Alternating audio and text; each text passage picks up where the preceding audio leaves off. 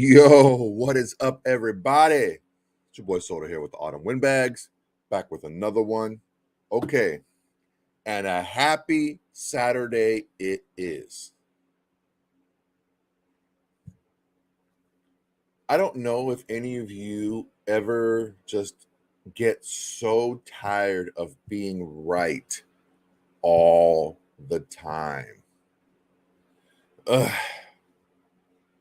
I'm telling you, it's not easy, but it started with Jimmy Garoppolo. I said, he's going to be fine. He's going to be healthy. He's going to pass his physical. Okay, it happened. And then Tyree Wilson. He's going to be fine. They're going to bring him along slowly, but he's going to be on the field and he's going to be practicing before the season starts. That happened. Josh Jacobs, I said, look, I'm not worried whatsoever. Every time RJ asked me, what is your percentage of worry? And I said, zero. There is zero incentive for Josh Jacobs to sign early, to have to go to training camp, to have to play in preseason games. He is not getting paid. Understand that. He's not getting a paycheck before the season starts. So he already doesn't want to play on the tag. Okay. He already doesn't want to be hurt or used or whatever in the preseason. So what does he do? He works off on the side on his own, and he uses the time wisely to negotiate. Maybe, God forbid, but I'm sure this wasn't what he wished, but just in case a running back or two got hurt for us in the preseason or in camp, and the Raiders got a little bit more desperate for running back help, maybe they would have thrown a couple extra dollars Josh Jacobs' way. What if another running back, like let's say like a Dalvin Cook, signed a pretty large deal somewhere else, or a Zeke or whoever signed a pretty big deal, or a Kareem Hunt or Leonard Fournette or whoever? That would have upped the value and upped the market for a running back. So just sit back and wait. And this is what I've been telling you guys from the beginning. Oh, this regime is stupid. These guys are idiots. You need to give them the bag and blah, blah, blah, and this and that. Dude, no. Stop being so emotional when you talk about players and you talk about dollars. Because guess what? None of those players' dollars are going to be spent on you. What you want is the team to make nice, sound, strong decisions to help build the best team possible. I hope that we all knew that Josh Jacobs was not going to sit out this year. I told you from the very beginning, and I wasn't the only one, but I'm the only one right now that you're listening to. So I'm going to tell you, I told you from the very beginning, he is not going to miss any money. Okay? And what happened today, huge deal, huge for the Raiders. And I'll tell you why. Josh Jacobs signed a one-year deal worth up to $12 million. But the deal that he signed is like 11.8 million. I guess he gets like a $200K incentive, which is like really super reachable to be able to get him to the $12 million mark. Now, this deal is a lot better than the one that Saquon Barkley signed, because Saquon Barkley has to hit a gang of shit to be able to get the money that he was supposed to be on his contract. Josh Jacobs walks in 11.8. 10.1 to 11.8, or 10.1 to 11.8. That's a big jump, man. That's a big jump. So that includes a huge roster, not huge, but a big roster bonus for him. So he gets paid right now, right at signing, and then the rest of it's in his contract, and he gets another bonus incentive of $200K if we hit it. Not all that stuff is out yet. I mean, I haven't been researching it since a few minutes ago, since I started, but yeah, that's the construction of the contract. $11.8 million. This includes a roster, a signing bonus, and there's also $200K in incentives to bump it up to $12K max. $12 million max. That $12 million, if he stays healthy, is going to be super easy for him to. I think it's more of a roster bonus than anything. All righty. What does that mean? Number one, it means y'all need to start listening to your boy and stop being so emotional about things. Number two, it means this team is now locked in, tightened up. The offense is rip-roaring, ready to go. Do I feel this puts us into an upper echelon of offense? Honestly, I do. And just follow me down the rabbit hole. I've already been proven to be right quite a bit this offseason, okay? Just follow me down this rabbit hole for a second, okay? What I keep hearing a lot is Jimmy G is blank. He's a product of a system. He's no good. He's because he had weapons. It's this, it's that, it's all the other things, right? Fine. You're telling me that the weapons in San Francisco are that much better than the weapons that we have here with the Raiders. I don't think that's the case. What I see is a lot more of a space eating type of guys, like the guys that you can get the ball in space a lot. I think our targets, our receivers, are far superior route runners and can get open far easier than the receivers he had in San Francisco. Deebo Samuel is a freaking weapon, but he's not a crisp, technician route runner type of guy. That's just not who he is. Is he bad? No. Again, I'm not saying he's bad, but he's not anywhere near Devontae Adams as a route runner or a Renfro for that matter. So you get those two guys plus a Jacoby Myers, who's also a really good route runner, who are going to be able to be where they're supposed to be on time, and they're going to be able to create separation quickly because they're good route runners. Okay. The difference we're going to see really is going to be in the tight end position. Austin Hooper is going to start the beginning of the year. Michael Mayer is going to come on late. George Kittle is just basically a big slot receiver. Now, he plays a lot at the tight end position, but the way he plays is he knows how to get open, and that's a little bit of an advantage tight end wise. But it's not to say that our tight ends are garbage. Okay. Running back wise, now with Josh Jacobs and his ability that he's shown to catch maybe little late screens and dump off passes and check downs and make a lot of yards out of it, I think I would put Josh Jacobs, his skill set, up against anybody in the NFL. Now, if it was all so easy, we just saw the 49ers trade away a pick that they traded 3 first-rounders and I think a third-round pick for. He couldn't cut it. Nobody else that backed up Jimmy G in San Francisco was able to win before Brock Purdy came along. So if it was that easy, why wasn't every quarterback in that system able to be successful? I'll tell you why. Because a lot of people out there are discounting and diminishing Jimmy G's ability. How does that come around to what we're talking about today? Josh Jacobs now unlocks that offense. Josh Jacobs led the league last year with almost, I think, maybe a little bit more than 900 yards after contact. You don't have to block the play perfectly for Josh Jacobs to be able to get positive yardage on a play. There's that. Plus, I don't know that there's a better running back in the NFL who can jump and change directions like Josh Jacobs can and keep his speed. He doesn't really lose speed when he jump cuts or when he changes direction. That's a special talent to have. Okay? So you get that. You lock it in with the quarterback that we have, with our offensive line, who I believe is going to be much improved over last year. Another season together, Van Roten probably at right guard over bars. You got the weapons are better than they were last year. I think the offense is going to be unlocked.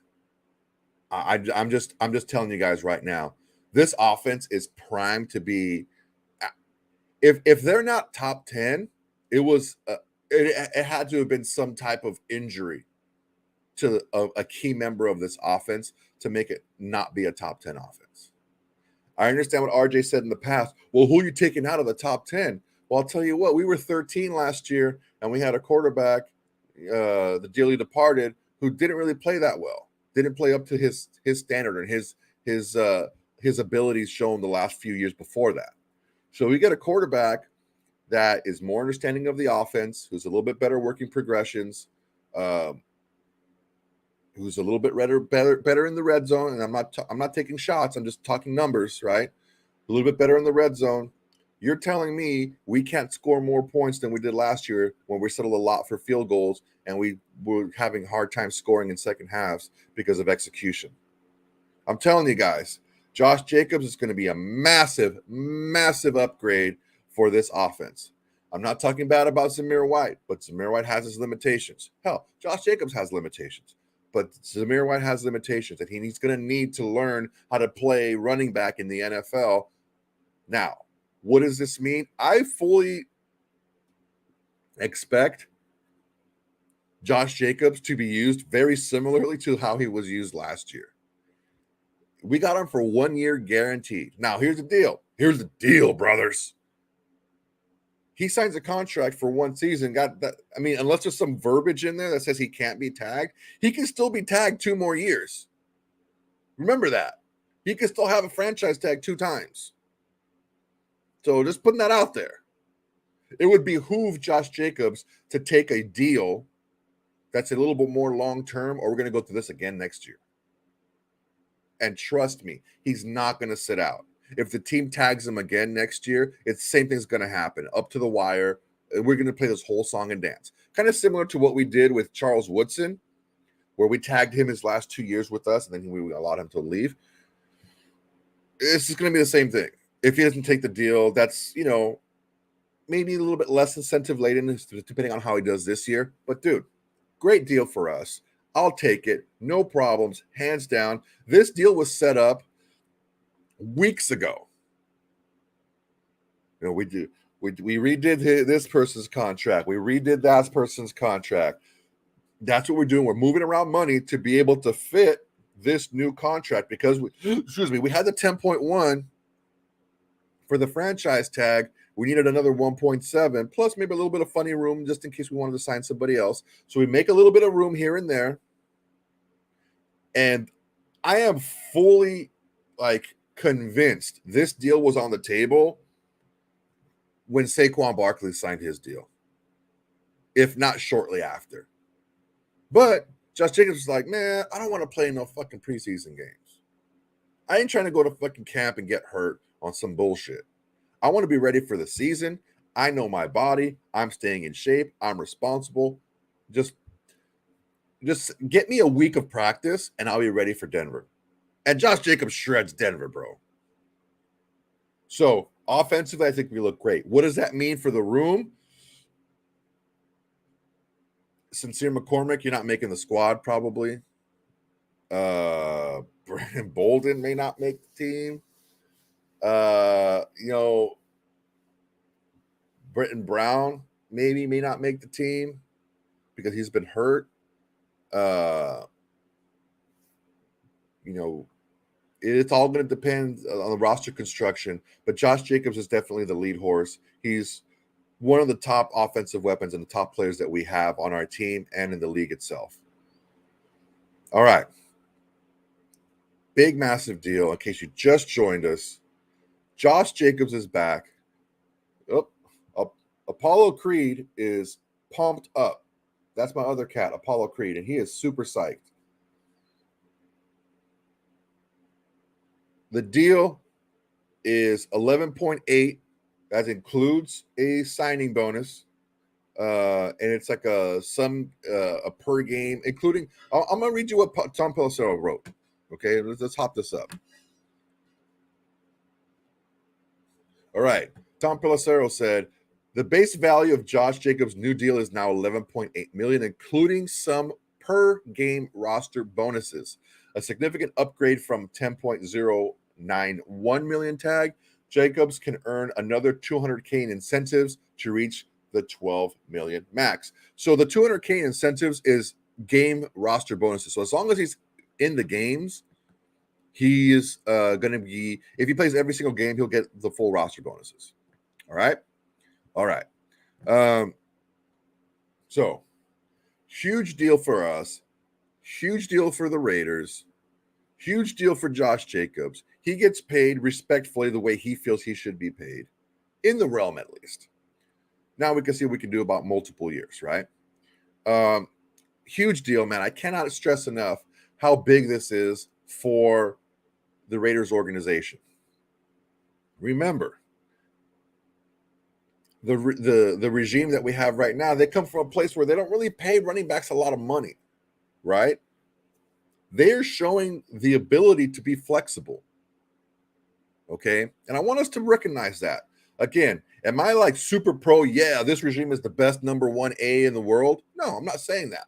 I'm not willing to trash him and call him, McTrash and McDummy and Ziegler's an idiot and this. He was just a puppet. And I'm not going to. There's a lot of space in between those two polars, a lot of space in between that pendulum swing, right? What I'm saying is, look at what they're doing with the roster now. Look at what they're doing compared to what we think they're going to do. Look at how their moves are panning out. That's why I talked about Jimmy G. That's why I talked about Tyree Wilson.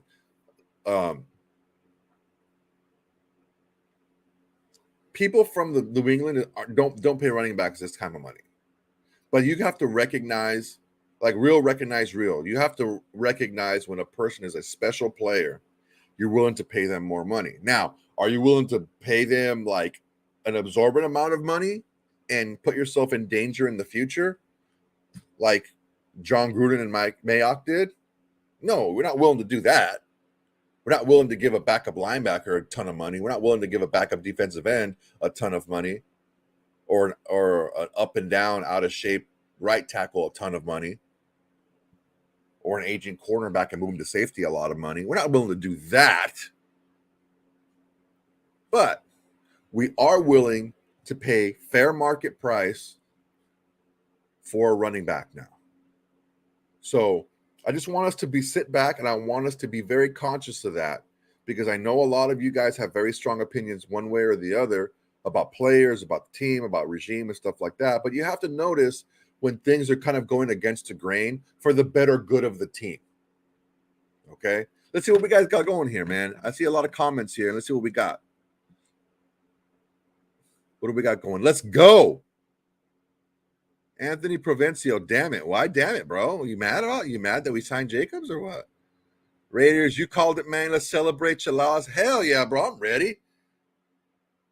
Where we meeting, bro? Damn, just tell me where to meet. Shit, I'm down. Oh, yeah, okay, I see.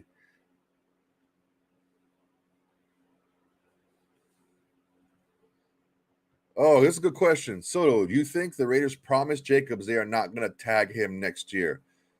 I wouldn't have promised anything, honestly. I would have said, we're going to give you a fair deal. We're going to work with you fairly, because you're hamstringing yourself, man. You're hamstringing yourself by making those types of promises. What I think they did was, look, man, this is an upgrade of money from what you would have been paid. If you play every game, you're going to get $12 million, the $12 million you were looking for. So now it's up to you to get yourself to $12 million. We're going to give you a roster bonus up front, so you got a little change, right? A little change for the parking meter, a little change to tip the waitress. But I wouldn't have made a promise that we're not going to tag you moving forward. I would say, look, just as we did before, we're going to work with you fairly and give you a market deal. I'm happy with it. Good morning, Soto. Let's fucking go. Hell, man, let's go, bro. Let's fucking go. Let's go. Senecal Grizzly Raider.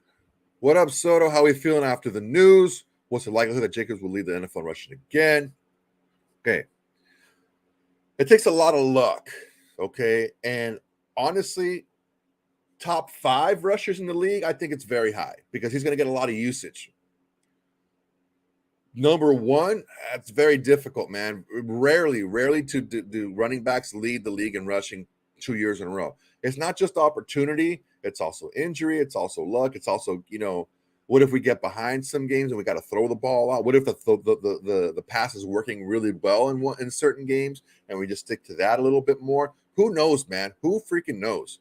What I'm saying is the better question. I'm not saying that that's a bad question. It's a good question, but I think the better way to look at it is how likely is he to be a top 5 rusher in the league? And I think it's very, very likely because of the fact that he's primarily a ball carrier, not a pass catcher. And Josh McDaniels loves to run the football, right? And let's say for some weird reason, we have to play a backup quarterback, which should be Aiden O'Connell, right? So let's say we have to play Farva. You're telling me that a head coach who has a rookie quarterback, even though he's flashed some good stuff, we're not going to want to use our reigning, defending, undisputed league rushing champion? Yeah, we're going to use him a lot this year for sure. Ooh, I like this. Art O is top 5 with Jacobs in it. Let's be honest. I said it's going to be at least, if this is a top 10 offense. I'm just book it. It's a top 10 offense, okay? What else we got up in this? Big Bob up in this bitch. Hell yeah.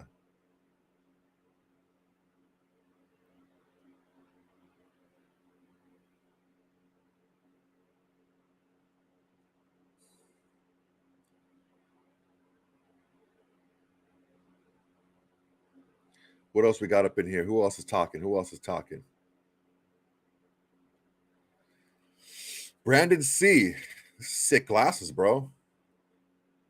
If we got a top 10 offense, which I think we do, and if our defense is vastly improved, which I think it might be, I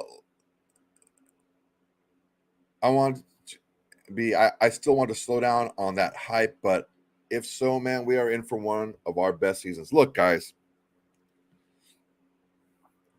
it doesn't take a lot. It doesn't take a ton to really make big jumps.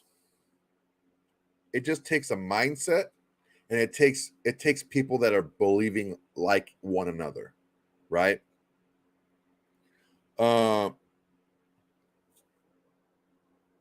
I feel our defense can be vastly improved. I think our defense can be between 15 and 20, right? And as far as like points allowed and stuff, because look, who cares about yards? It's all about points allowed. You don't lose by giving up a ton of yards. You lose by giving up points. Okay. So I'm so tired of this bullshit that I hear of like, look at this stat, look at that stat, look at this. Like, who cares? It's about points. That's what you want to look at. Points. Okay. If we do that and we're vastly improved in creating turnovers, which I think we will be, this defense is plenty for us to make a deep run this year. When you want to construct a roster, you want to construct a defense and turn around a defense. The best and quickest way to turn around a defense is to have a dominant defensive line. With the way the rules are in the NFL and the way teams are passing the ball more, if you can get at that quarterback quickly and you have aggressive, tough-minded, turnover-minded DBs behind you,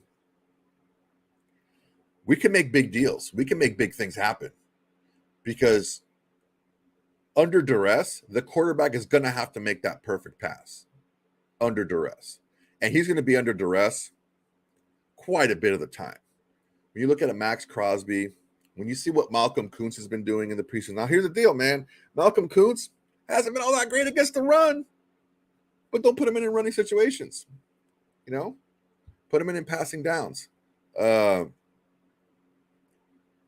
Tyree Wilson, he's not doesn't have that bend that a lot of the elite defensive ends have. But as a number two defensive end with Max on the other side, pretty damn good. Or you could put him in at a 4-4-I, right? Pretty damn good, you know? So, look, we're getting a little bit of ahead of ourselves, but what this signing does today, it really just charges. It just gives us an adrenaline shot throughout the entire team. Because this isn't just like some guy off the street coming in here and like, oh, he looks pretty good. This is the fucking champ. This is the rushing champion who just so happened to get a lot of those yards after contact. So he's not just some guy that had a great offensive line. Okay. He's a guy that had a good offensive line, but also did a lot of good himself. What else we got up in here?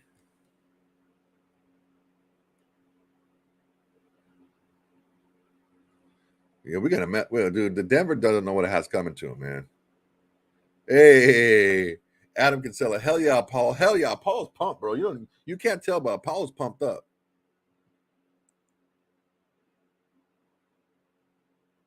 What's the term? D-Nice 41.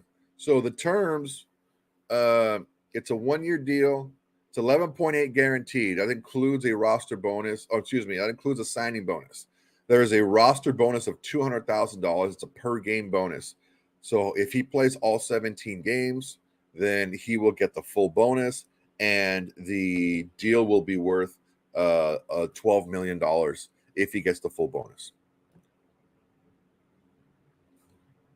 Yeah, man, people are talking about I think Bosa's still holding out too.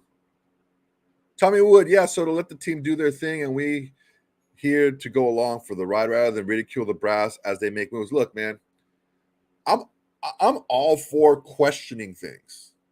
I'm all for questioning, like, yo, man, I don't get this, I don't understand that. But it's like you got to have some kind of logic in your head, man. Like I've been saying, perspective is a good thing. It's a very powerful tool, but you have to root it in some kind of reality. If Josh Jacobs is like, man, I'm not going to sign for that little money, then why would he skip games and get paid even less money? It just doesn't make sense. It doesn't make sense. You have to put your thinking cap on and look at this reasonably. People say a lot of things. People say a lot of things until it costs them money, until they have to do it, right? I talked about this documentary that's out there, right? In New York in like the 50s, they were going to build a new school for kids. And they're like, okay, well, this school is going to be in an area where a lot of low income minority children are going to go to. Let's put it in the hood. The parents in that area are like, no, dude, like put it in a nice area so all the kids can play together and they could grow up integrated, right? Fine. They got it changed. They put the school in a nicer area. And guess what? None of those parents sent their kids there. They sent them to the all white or primarily white schools. They don't want to have them integrated with the other kids. It sounds great until you have to do it. Being a martyr and taking a stand and sacrificing for the greater good of the rest of the running backs in the league, that all sounds great until you have to give up money. Think about that. That's why I was telling you from the very beginning, he's going to be in camp. I said at the last show, watch the last show. I said it myself. I said, look, he is not going to miss money. He's going to come in the dead week before Denver. He'll have a week of practice, so he'll get his timing back, and boom, week 1, he's going to be in there. Done and done. And that's it. That's really all there is.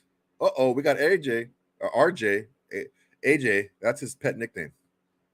RJ, where are the cats? The cats are jumping around dancing because the rushing champ is back.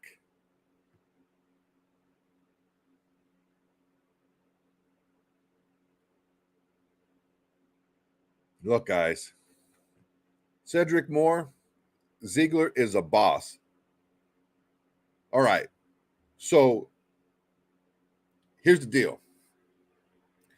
We talked about it, maybe a couple of weeks ago, a couple of shows ago, where this roster turnover is huge, right?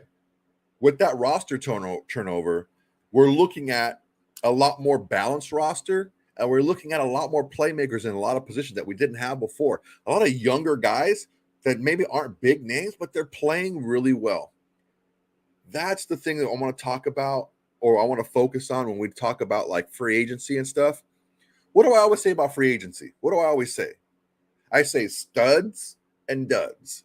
You go for the kingfish or you go for the lower end guys. What did we do this year? Went for a lot of lower end, lower money guys. Marcus Epps wasn't low money, but you know what? He was like a rotational guy.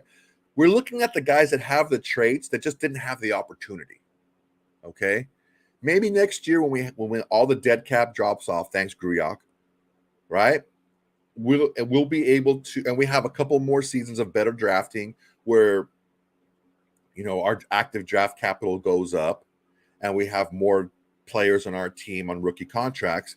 We have a little bit more cap space to be able to go after a big guy, a big game hunter, maybe a pass rushing defensive tackle, right? Or a heat-seeking linebacker, right? We can do that. We can do that now going forward. But the team that we have right now, I'm telling you guys, do not give up hope on this team. If you're out in Vegas, you bet the over. They're talking 6.5 wins, man. On your 6.5 wins, we're gonna go over that. All right, guys. I'm gonna get the rest of my Saturday rocking.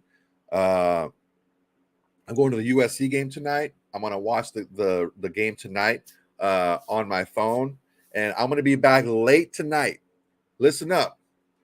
I'm going to be back late tonight, and I'm going to hop on and give a recap of the game. So after you watch all the other recaps, come back and watch me. I'm going to be on late after I get home from the SC game. All right? All right, guys. Thank you very much. Remember, everybody, you know I love you guys. Make sure to like, comment, and subscribe.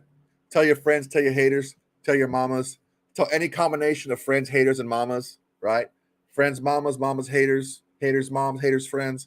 Tell everybody. Tell everybody about the Autumn Windbags. Like, comment, and subscribe. We're going to go to the top because of you guys, okay? Until next time, everybody. Oh, until tonight. Peace.